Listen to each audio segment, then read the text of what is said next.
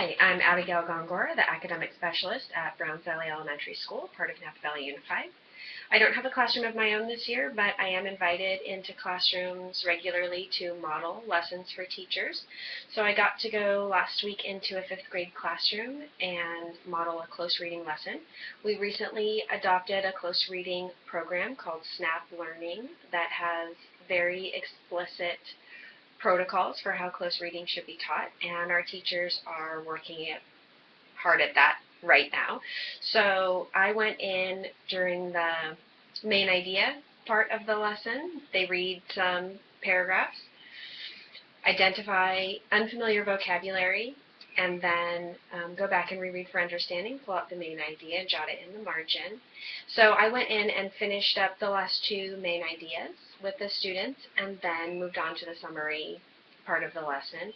And the student said, "Oh, well, we always just put our 3 main ideas together." And I reminded them that when we write a summary that we have to, 1, have 25 words or less. That's one of the requirements of the summary for the program.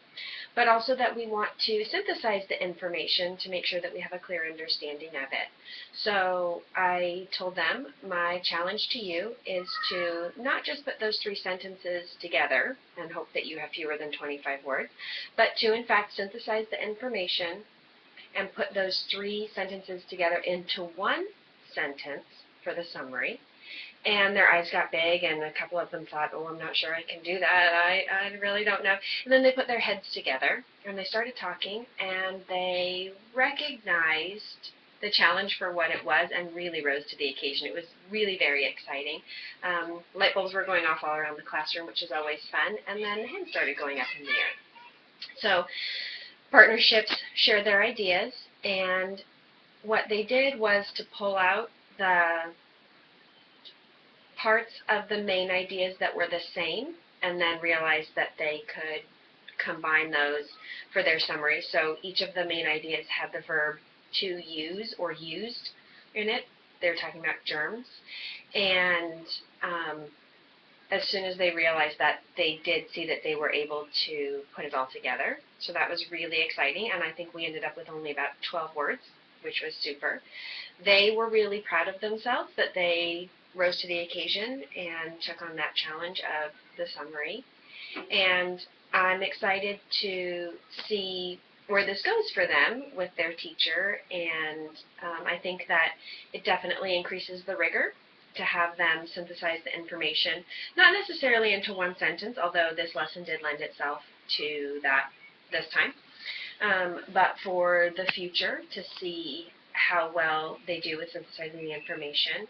And for me as the academic specialist now, it's my goal to make sure that teachers are increasing the rigor in their classrooms.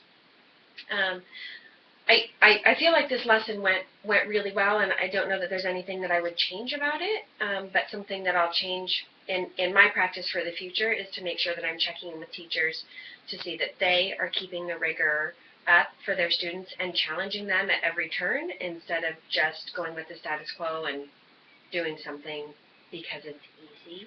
So I'm looking forward to spending some time with our grade level teams to discuss that. I'm also looking forward to hearing the feedback from the principals that are coming for our instructional rounds tomorrow. They are coming to look at close reading and snap learning in particular, and I'm hoping that we are providing a good model for the district that can be replicated, that teachers in schools will see as something that they might like to do as they align their teaching practice as well. Thanks so much.